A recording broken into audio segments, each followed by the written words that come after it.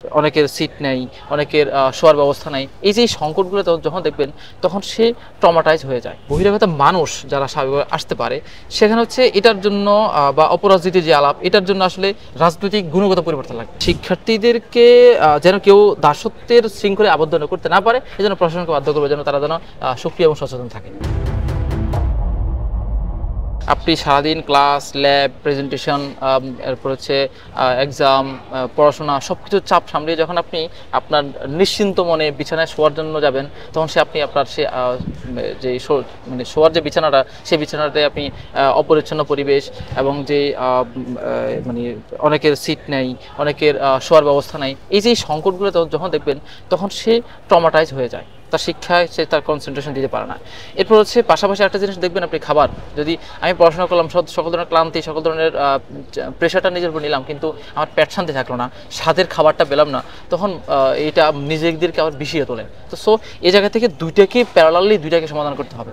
আমরা মনে করি দুইটাকে সমাধান করা যায়। একটা হচ্ছে আমাদের ক্যাম্পাসে যে পরিমাণ আমাদের হল রয়েছে এর মধ্যে সুন্দর যদি নিয়মতান্ত্রিক ও সুন্দর এবং মানে মানে সাবলীলভাবে যদি আমরা সিট বন্টন করার সিস্টেমটা যদি ডেভেলপ করতে পারি তাহলে মোটামুটি 50 থেকে 70% শিক্ষার্থীর আবাসন সিস্টেম কভার আপ হয়ে যাবে। এর বাহিরে আমাদের বিভিন্ন টিচারদের ডরমেটরি আছে কিংবা কর্মশালার যে বিভিন্ন বিল্ডিং আছে এগুলোকে ক্যাম্পাসের বাহিরে কোথাও স্থানান্তর করে ফেললে শিক্ষার্থীদেরকে সে জায়গায় যদি আমরা যদি ব্যবস্থা করে দিতে পারি তাহলে আমাদের শিক্ষার্থীরা বাহিরে কোথাও থাকার প্রয়োজনীয়তা বোধ তাদের হবে না। তো এই সিস্টেম যদি তাদেরকে ওই বিল্ডিংগুলোতে আমরা স্থানান্তর করতে পারি, মেয়েদেরকে যারা দূরে আছে এদেরকে যদি এদিকে নিয়ে আসা যেতে পারে তাহলে তাদের কষ্টগুলো লাঘব হবে। এবং এর বাহিরে যদি কেউ থেকে যায় তাহলে আশেপাশে বিভিন্ন ডরমেটরি আছে, আমরা সেগুলোকে লজ সিস্টেম ভাড়া নিয়ে সেই ক্যাম্পাস তাদেরকে সেখানে ব্যবস্থা করে দিতে পারে। সুতরাং আমার নতুন বিল্ডিং উঠার আগ পর্যন্ত আমি তাদেরকে কোনো না কোনোভাবে আমি তাদেরকে সেট আপ করে দিতে হবে এবং এটা দেওয়া সম্ভব। এটা ক্যাম্পাসের মানে প্রশাসনের সেই ক্যাপাসিটি এবং তাদের সক্ষমতা রয়েছে, শুধু তাদের সদিচ্ছাটা দরকার। সদিচ্ছা যদি হয় এগুলো কোনো সমস্যা হবে না। আর খাবার যে বিষয়টা এটা তো একেবারে মানে ওয়ান টাচে করা সম্ভব। যাদের যে খাবার যাদেরকে লিজ দেয় তাদেরকে লিজ এই শর্তে দিবে সে খাবারের মান উন্নত রাখবে। যাদেরকে লিজ দিচ্ছে সে খাবারের যে পরিবেশনের যে পরিচ্ছন্নতা, যে সুন্দর পরিবেশন সিস্টেম এটা সুন্দর রাখবে। এটা তাকে যদি শর্ত সহায়তা অনুসারে যদি তাকে দেয় তাহলে সে করতে বাধ্য, না আমি তোমাকে দেবো না। তাহলে যদি এমন হয় তাহলে সে এখানে ব্যবসা করতে চাইলে অবশ্যই তাকে কী করতে হবে, এই শর্তগুলো মানতে হবে। এখানে সদিচ্ছা রাখার দরকার এবং দায়িত্ব হচ্ছে প্রশাসনের। প্রশাসন যদি সেটা চায় সেটা অবশ্যই সম্ভব এবং সেই প্রশাসনকে চাপে এবং তাকে বাধ্য করতেই আমরা একটা শিক্ষার্থী প্রতিনিধির যে প্যানেল সেই প্যানেলের জন্য আসলে ডাক্তার নির্বাচনটা।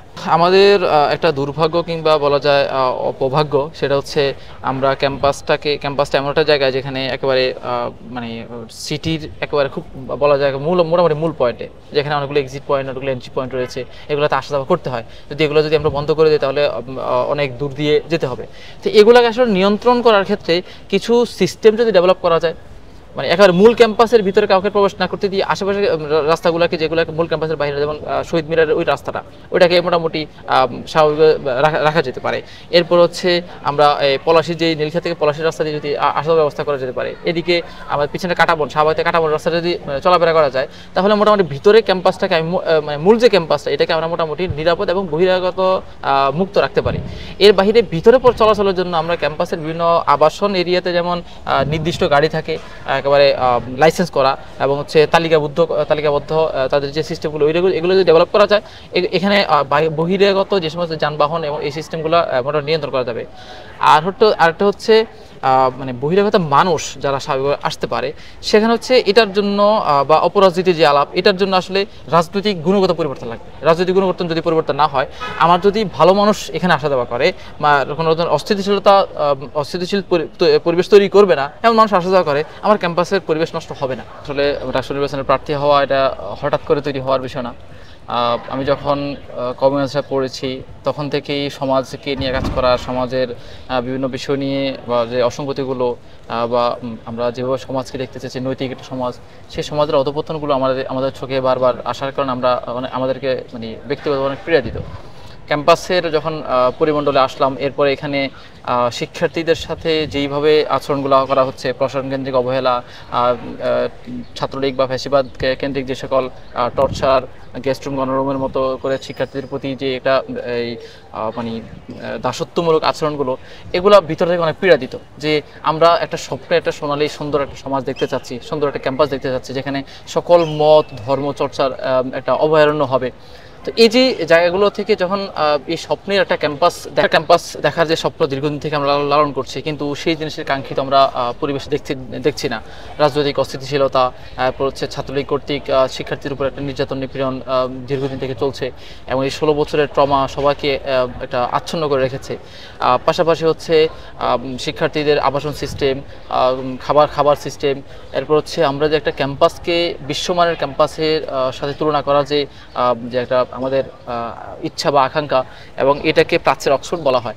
তো সেই জায়গা থেকে আমরা দিন দিন দেখেছি যে আমাদের শিক্ষা ব্যবস্থা এবং শিক্ষা কাঠামোগুলো গবেষণা বিমুখ, এবং হচ্ছে এখানের যেই অ্যানালগ সিস্টেমের যে কার্যক্রমগুলো, এগুলো শিক্ষার্থীদের হয়রান করছে। তো সব মিলিয়ে শিক্ষার্থীদের পাশে দাঁড়ানোর যেই দাঁড়িয়ে অথরিটি হয়ে শিক্ষার্থীদের জন্য হয়ে যে কাজ করার যেই প্রবণতাটা বা যে ইচ্ছা আকাঙ্ক্ষা, সেটা অনেকদিন থেকে কাজ করছে। নিয়মিত ডাকসু করা যায়, প্রশাসন যদি তার দায়িত্ব পালন করে, প্রক্রিয়াল টিম যদি তার দায়িত্ব পালন করে, তাহলে এই সমস্ত সিস্টেমগুলো মানে আর ফিরে আসবে না, এগুলো একেবারে দূরীভূত করা যাবে। আর সবচেয়ে বড় কথা হচ্ছে প্রতিটা শিক্ষার্থী, প্রতিটা যারা শিক্ষক এবং হচ্ছে যারা রাজনৈতিক দল আছে, সবাই মোটামুটি সচেতন এবং তারা প্রতিশ্রুতিবদ্ধ যে না, আর কখনো আমরা এই সিস্টেমকে ফিরে আনতে দেবো না। এটার জন্য যে শিক্ষার্থীদেরকে যেন কেউ দাসত্বের শৃঙ্খলে আবদ্ধ করতে না পারে, এই জন্য প্রশাসনকে বাধ্য করবে যেন তারা যেন সক্রিয় এবং সচেতন থাকে। দেখেন, আমাকে কেন নির্বাচন করবে বা আমাকে কেন পছন্দ করবে, এটা আমি দুই এক দিনের কর্মকাণ্ডের মাধ্যমে তাকে আমি প্রমাণ করার মতো কিছু না। আমরা এই ক্যাম্পাসে অনেক দিন থেকে কাজ করে আসছি। আমার কোন ধরনের রাজনীতি এবং কোন ধরনের অ্যাক্টিভিজমগুলো আমরা করে আসতেছি, এটার মাধ্যমে তারা আমাকে বুঝতে পারবে যে আমি তাদের জন্য কতটুকু করতে পারবো। আমরা গণরুম গেস্টরুমের বিরুদ্ধে কথা বলেছি, আমরা যে কোনো নির্যাতন নিপীড়নের বিরুদ্ধে কথা বলেছি, যে কোনো শিক্ষার্থী হেনস্থার বিরুদ্ধে আমরা কথা বলেছি। প্রশাসন যদি কোনো ধরনের অনৈতিক এবং কোনো ধরনের নীতি বহির্ভূত কোনো কাজ করে, আমরা সেগুলোর বিরুদ্ধে আন্দোলন করেছি। মোট কথা শিক্ষার্থীদের কল্যাণে এবং শিক্ষার্থীদের পাশে আমরা সবসময় দাঁড়িয়েছি। তো আমরা এই যে ডাকসু নির্বাচন হচ্ছে, ডাকসু নির্বাচন তো তারা শিক্ষার্থীর প্রতিনিধি নির্বাচন করছে, যারা তাদের পক্ষ হয়ে কথা বলবে, এবং তারা ক্ষমতা পাওয়ার পরে তাদের উপরে মানে প্রভাবিত হয়ে যাবে না, প্রভাব বিস্তার করবে না। সুতরাং এই সিস্টেম মানে এই যে মানে লক্ষ্যগুলো, এগুলো আমরা দীর্ঘ 7-8 বছর থেকে আমরা কাজ করে যাচ্ছি। এবং আমি ক্যাম্পাসে 2021 সালে 20 সালের শেষ দিকে ঢুকেছি। এই 20 সালের শেষ থেকে নিয়ে আমি গত 4 বছর আমরা ক্যাম্পাসে স্বচ্ছতার সহিত এবং নৈতিকতার সহিত আমরা কাজ করে যাচ্ছি। সুতরাং আমি মনে করি যে একজন শিক্ষার্থী প্রতিনিধি যেমন হওয়া উচিত এবং ক্যাম্পাস প্রতিনিধি যেমন হওয়া উচিত, সেই সকল গুণাবলী আমার মধ্যে আছে, এবং আমি সেই বিষয়ে প্রতিশ্রুতিবদ্ধ যে আমি তাদের পক্ষ হয়ে এবং তাদের সাথে তাদের পক্ষের কাজ করার জন্য আমি প্রতিশ্রুতিবদ্ধ এবং তাদের পক্ষ হয়ে কাজ করবো ইনশাআল্লাহ।